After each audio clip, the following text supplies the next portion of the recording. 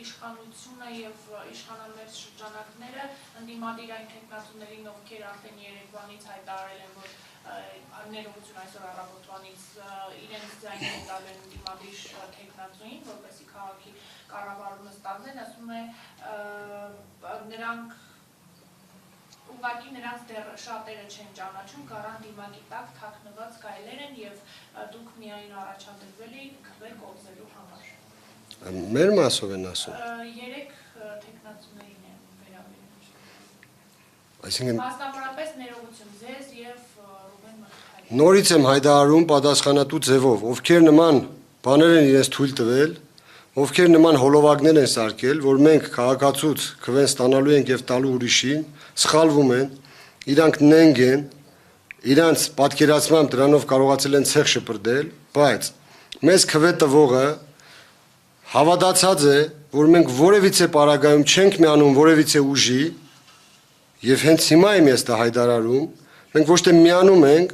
այլ քվեարկում ենք հանուն համախմբման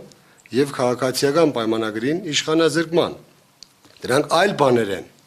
Այն ովքեր որ ասում են միանալու են, էս են անելու, իրանք հենց հիմա այս ուղի եթերը նայելով հասկանալու են, որ իրանք օդի մեջ հիմար կարգավիճակում են հայտնվելու, որովհետև մենք որևիցե պարագայում չենք միանալու։ Քաղաքացիները ֆիքսել են, որ այս ուժը, Մայր Հայաստան դաշինքը, Գյումրու ավականու անդամները եւ ընդհանուր թիմը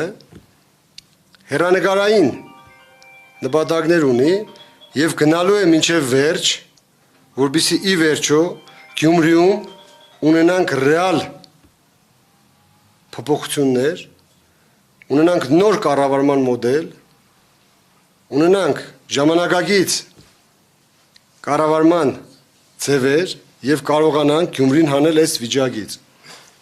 Բազմիցս անգամ ասել եմ եւ նորից կրկնում եմ, Գյումրին այսօր աղետի կոդի է ոչ միայն երկրաշարժի հետևանքներով, այլ նաեւ ծանր սոցիալական պայմաններով պայմանավորված։ Եվ որևիցե մեկի մտքով չանցնի, որ կարողանալու է մեզ կապել այլ ուժերի հետ, փորձելով ցույց տալ, որ մենք քվեն վերցրել ենք, որ ինչ որ մարդու տանք կամ ինչ որ ուժի տանք, միանշանակ այդպես չէ։ Պարոն Սիմոնյան,